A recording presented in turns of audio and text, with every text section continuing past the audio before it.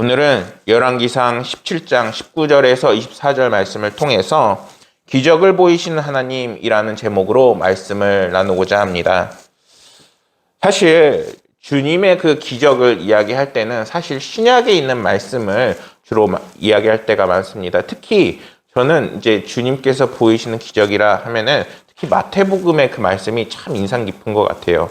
예를 들면은 뭐 손이 마른 사람을 치유하시는 거, 아니면은 이제 벙어리를 치유하시는 거, 또는 이제 하나님께서 이제 가나안의 혼인잔치에서 기적을 베푸시는 것 등 주님께서 놀랍게 펼쳐지는 그 이적이 특별히 많이 나타나는 때가 이제 마태복음이나 이제 사복음서 쪽 내용이 아닌가 합니다.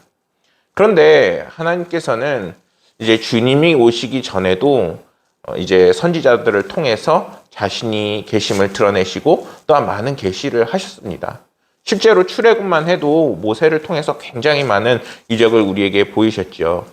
근데 중요한 것은 이제는 하나님께서 왜 그런 기적을 우리에게 보여주시냐라는 것입니다. 그것은 이제 하나님께서 오늘 말씀에서도 진행하겠지만 그 기적을 통해서 우리에게 하시고자 하는 그 근본적인 메시지가 있는 것입니다. 오늘은 그거에 대한 이야기를 좀 더 깊이 살펴보고자 합니다. 오늘 말씀에서는 선지자 엘리야가 당시 왕이었던 아합 왕에게 그 가뭄의 재앙을 경고합니다.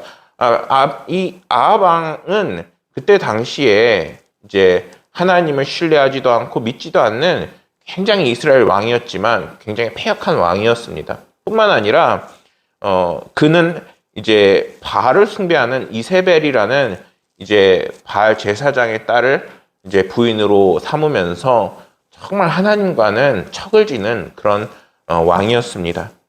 그에게 이제 이스라엘 백성들을 긍휼하게 생각해서 이제 하나님께서 이제 엘리야를 보내셔서 가뭄의 재앙이 올 것이라 경고를 하시지만 돌이켜라, 이 경고조차도 돌이켜라, 이제 주님께로 돌아오라, 이런 하나님의 사랑의 메시지였음에도 불구하고 오히려 엘리야를 핍박하는 상황이 펼쳐지게 됩니다.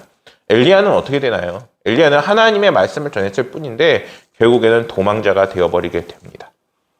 그는 먼저 하나님의 인도하심을 따라 이제는 아합 왕의 그 핍박을 피해서 그릿 시냇가로 피신을 하게 됩니다. 근데 그 가뭄이 얼마나 심했던지 하나님께서 인도하신 그 시냇가마저도 말라버리게 되는 겁니다. 그러니까 그 상황 속에서 엘리야가 다시 근심하고 어려움을 만날 수밖에 없는 상황입니다. 근데 하나님께서는 그러한 엘리야를 다시 인도하십니다. 이번에는 어디로 인도하셨냐? 바로 시돈 땅 사르밧 과부의 집이 있는 이제 오늘 말씀에 나오는 배경으로 인도하게 되는 겁니다. 그런데 이 시돈은 어떤 나라냐? 바로 방금 아합 왕을 소개하면서 이야기했던 이세벨, 한마디로 바알 제사장의 딸이 이제 아합 왕에게 시집을 왔는데 바로 그 이세벨의 조국이 바로 시돈입니다.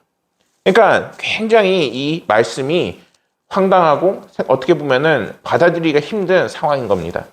보통 이스라엘이라고 하면은 이제 자신들이 하나님을 믿는 민족이라고 해서 우리나라가 이제 한민족이라고 생각하는 것처럼 그러한 민족의식이, 선민의식이 굉장히 강합니다. 그런데 하나님께서 엘리야를 피신시킨 곳이 어디냐? 바로 시돈 땅 사르밧 과부의 집이었다는 것이죠. 그곳은 어디냐? 바로 바알 숭배의 온상지였던 곳입니다. 이 이야기를 이제 말씀을 묵상하면서 한 예화를 보게 되었는데 부서진 석상이라는 이야기가 있습니다. 이 석상의 이야기를 좀 알려드리면은 영국의 낭만주의 시인이었던 P.B. 셜리가 쓴 오지만디아스라는 작품이 있습니다. 여러분 오지만디아스 혹시 아시나요? 이 작품에서 고대 대륙에서 한 여행자가 이것에 대해서 이야기를 하는 그러한 작품인데 그는 황량한 사막에서 몸통은 사라지고 두 다리만 높게 서 있는 이제 동상의 그 흔적을 발견하게 됩니다. 석상은 몸통이 없고 이제 거대한 두 다리만 이렇게 있게 되는 것이죠. 근데 그 다리 그 밑에 부분에 이제 그 많은 모래들이 쌓여서 이제 파묻혀 있고 그리고 그 석상의 숫줄돌 표면에 글이 써있게 되는데 그 글의 내용이 뭐냐? 제가 읽어드리면은 왕 중의 왕인 나는 오지만디아스다. 나의 업적을 보고 너희가 강하다는 자들아 절망하라. 온 인류가 나를 영원토록 기억할 것이다. 이렇게 적어놨습니다. 한마디로 그때 당시에 그의 권력과 위세가 얼마나 대단한지를 기념하는 동상이었다는 것이죠. 그는 옛날 파라오의 그 야심과 열정을 온 힘을 다해 이제 그 조각상에 담아서 이제는 그 돌을 통해서 그가 얼마나 위대함을 갖고 있었는지 그것을 남기려고 했던 것입니다. 오지만디아스는 고대 이집트 파라오 람세스 2세의 그리스식 이름입니다. 그래서 이제 그가 이것을 통해서 자기가 얼마나 위대하고 영원히 기억될 것인지를 이제 소망했다는 것이죠. 근데 지금 이 여행가가 발견한 그의 동상은 어떻게 됐죠? 몸통은 날아가고 다리만 남았다는 것입니다. 결국 그의 위대함은 큰 건축물이나 보물에서 나오는 것이 아니라 이제는 이 유적을 통해서 우리의 흥망성쇠는 바로 하나님께 달려 있다는 것입니다. 하나님은 우리를 높이시기도 하시고 때로는 낮추시기도 하십니다. 그렇다는 것은 하나님께서는 천지의 주제가 되시고 우리의 모든 능력과 힘의 근원이 되시는 분이시라는 것입니다. 우리는 그것을 이제는 깨닫고 잊지 말아야 합니다. 비록 지금 엘리야가 지금 도망자 신세가 돼서 사르밧 과부의 집에 오게 됐지만 하나님께서는 엘리야를 통해서 지금 펼치시고 싶은 하나님의 메시지와 그 뜻이 지금 오늘 성경을 통해서 우리에게 전해지고 있다는 것을 우리는 알 수 있어야 합니다. 엘리야를 향한 하나님의 인도하심은 정말 황당하고 놀라운 일이라 할 수 있습니다. 그러나 하나님께서는 이러한 엘리야의 그 인도하심을 통해서 무엇을 말씀하시고 싶은 것이냐? 주님께서는 어디에도 계시고 무엇이든지 사용하실 수 있고 그리고 우리를 통해서 이제는 하나님의 놀라운 역사를 이뤄가시길 원하신다는 것입니다. 성경이 이러한 말씀을 우리에게 증거하는 것은 하나님께서는 이제는 우리를 통해서 이제는 놀라운 기적의 역사를 이뤄가길 원하신다는 것입니다.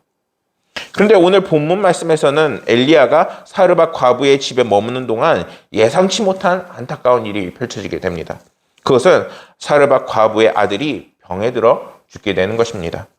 사실 이 과부의 아들이 죽은 것은 엄밀히 말해서 엘리야하고는 전혀 관계가 없는 이야기입니다. 그런데 성경은 비록 그 일이 엘리야와는 무관한 일이지만 엘리야가 그 여인의 집에 있는 동안 일어난 사건이기 때문에 그것을 완전히 무시할 수 없다는 것이죠.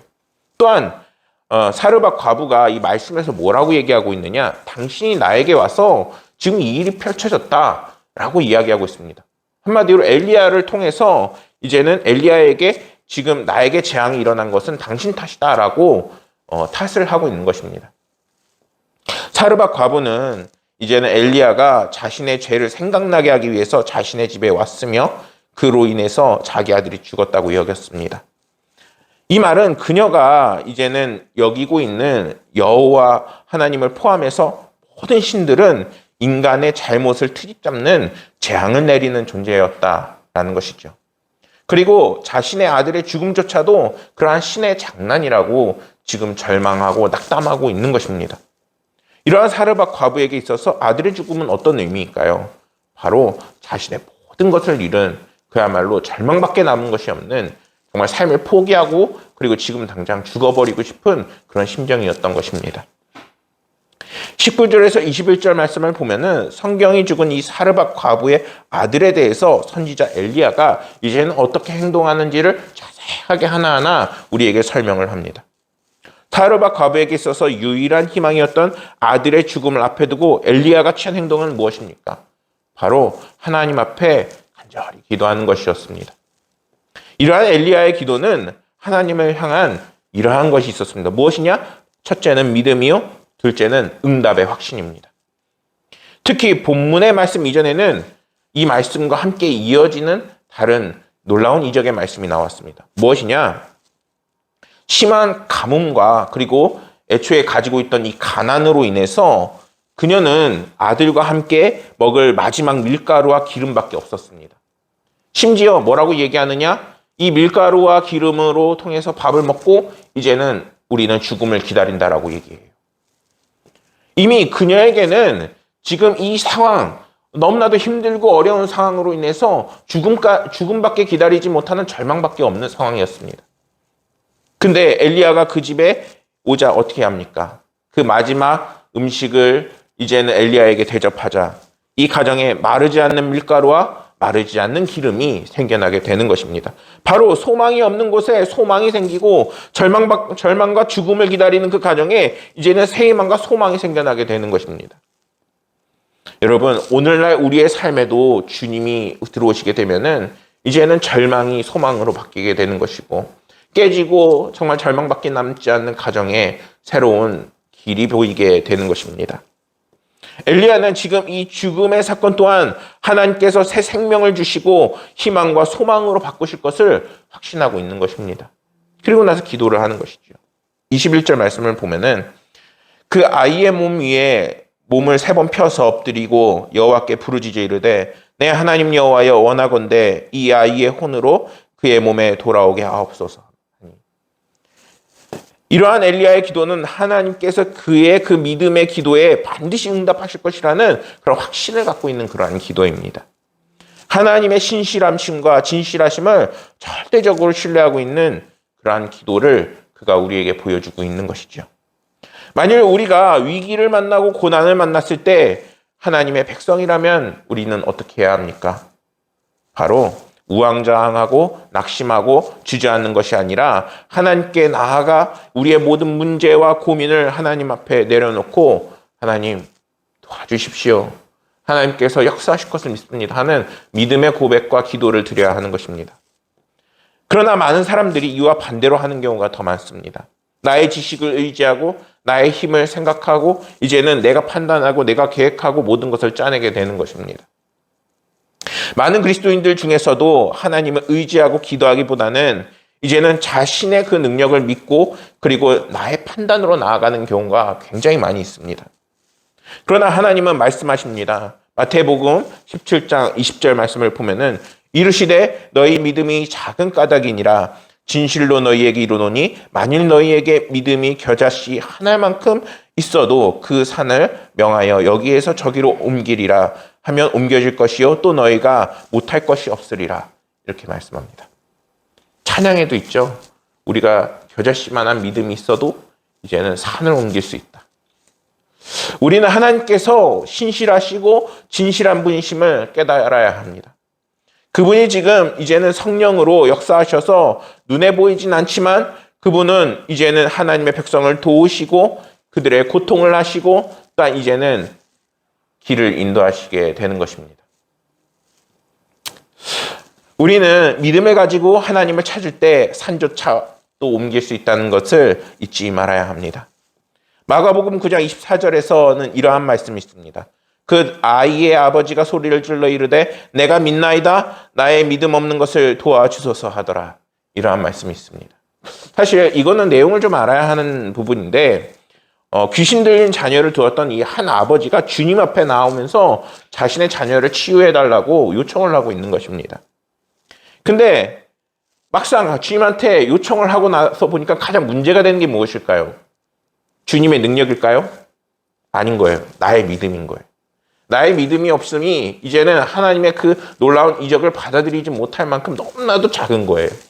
지금 겨자씨 하나만도 못한 나의 믿음을 보게 되는 겁니다. 그런데 그는 그러한 자신의 믿음 없음을 어떻게 하나요? 믿음 없는 조차도 하나님 앞에 지금 기도하고 있는 겁니다. 주님, 제가 너무나도 연약해서 하나님의 놀라운 기적을 받지도 못하겠어요. 근데 하나님의 놀라운 기적이 정말 지금 필요해요. 나의 연약한 믿음을 만져주세요. 이렇게 지금 그가 주님께 요청하고 있는 것입니다. 얼마나 이것은 굉장히 지혜로운 것이고 우리가 오늘날에 살아가면서도 하나님 앞에 기도할 때, 기도가 되지 않을 때, 그리고 우리가 절망적인 상황에 놓였을 때 반드시 가장 먼저 해야 하는 기도 중에 하나인 것입니다. 주여, 나에게 믿음을 더하여 주옵소서. 사랑하는 성도 여러분, 오늘 말씀을 통해서 우리는 하나님을 신뢰하고 우리의 연약함까지도 이제는 주님께서 그걸 놓고 기도하고 또한 모든 것을 나에게 맡기기를 원하신다는 것을 깨달을 수 있어야 합니다. 우리가 하나님을 신뢰하고 우리의 연약함까지도 하나님 앞에 내려놓을 때에 하나님께서는 그곳에 믿음을 부어주시고 그리고 반드시 그 기도에 응답하시고 놀랍게 역사하십니다. 그러한 놀라운 응답을 받으시는 모든 고강은혜교회 성도님들이 되시기를 소망합니다. 23절 말씀에서 엘리야의 그 기도로 죽었던 그 과부의 아들이 어떻게 되나요? 바로 살아납니다. 놀라운 기적이 그녀의 삶에 드러나게 되는 거예요. 이러한 말씀은 하나님께서 왜 이 과부에게 아들의 생명을 취하셨다가 그것을 다시 돌려주는지를 다시 한번 생각해 보게 됩니다. 애초에 이런 일이 없었으면은 이 과부가 절망할 일도 슬퍼할 일도 없었을 텐데 왜 굳이 죽이셨다가 살리시는 걸까요? 엄밀히 말해서 하나님께서 죽이셨다기보다는 그가 병들어 죽은 것이지요. 그 해답은 24절 말씀을 보면 알 수가 있습니다. 제가 읽어보면은 여인이 엘리야에게 이르되 내가 이제 당신은 하나님의 사람이요 당신의 입에 있는 여호와의 말씀이 진실한 줄 아노라 하니. 이렇게 성경은 말씀합니다. 여인은 엘리야를 하나님의 종으로 인정하고 있습니다. 그리고 하나님께서 하신 모든 일이 어떻다는 것이죠? 이제는 신실하시고 진실하시고 선하시다는 것을 지금 그가 고백하고 있습니다. 만약에 그에게 이런 일이 일어나지 않았다면 그는 이런 고백을 할 수 있었을까요? 아니요. 절대 못해요. 그리고 열왕기상 17장은 이 여인의 고백으로 끝을 맺게 됩니다. 이러한 성경의 말씀은 하나님께서 성도들에게 무엇을 원하시는지를 깨달을 수 있게 하는 그러한 부분입니다. 그것은 우리가 믿음을 견고히 하고 이제는 우리에게 그 기적을 통해서 더욱더 하나님의 그 기적과 은혜를 의지하는 하나님의 백성이 되라는 것입니다.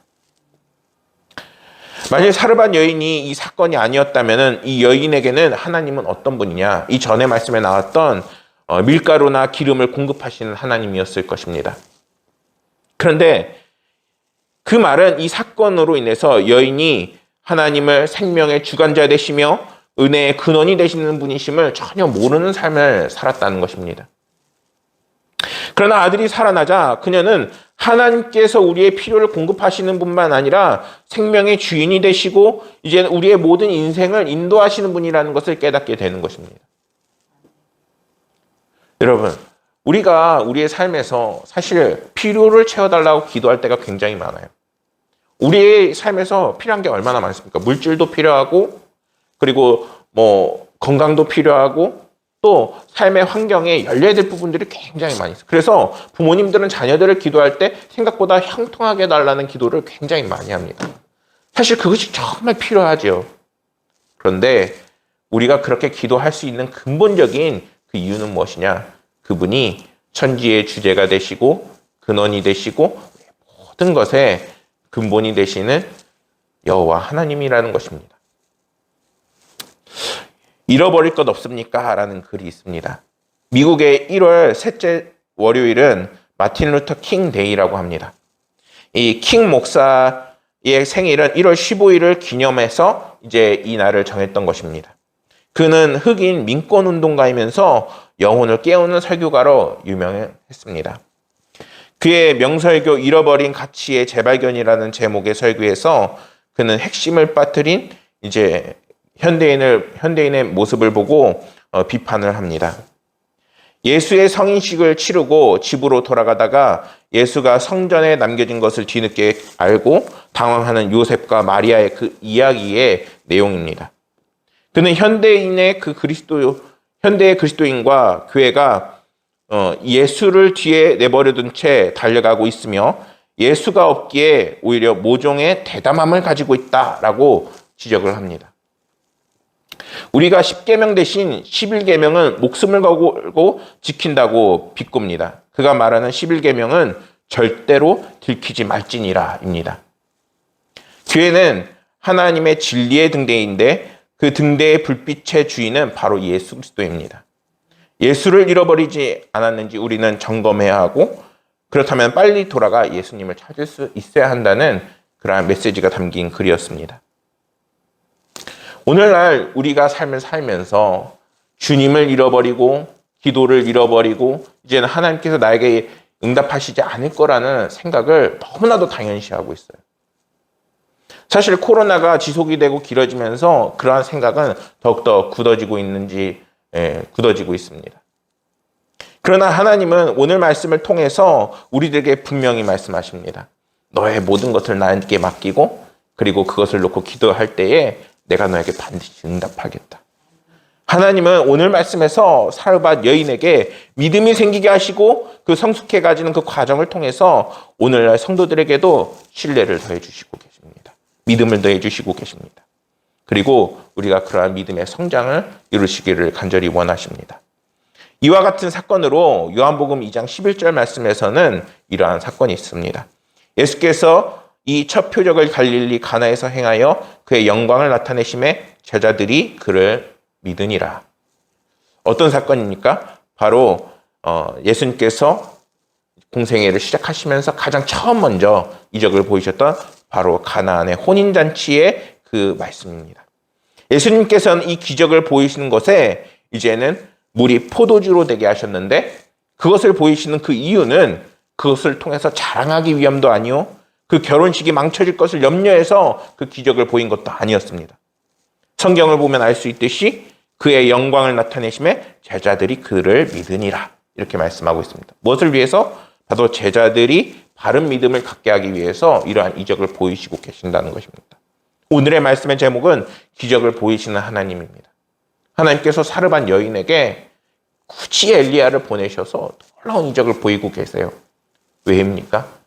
믿게 하기 위해서입니다. 주님은 이제는 우리에게도 우리가 신실한 믿음, 바른 믿음을 갖고 주님과 함께 동행할 것을 원하십니다. 근데 주님께서는 왜 우리에게 바른 믿음을 요구하시는 것일까요? 사르밧 여인이 오늘 어떻게 됐죠? 마르지 않는 기름을 얻게 되고 마르지 않는 밀가루를 얻게 되고 병들어 죽어가는 아들이 살아나게 됩니다. 주님은 성도들을 도우기 원하시는 거예요.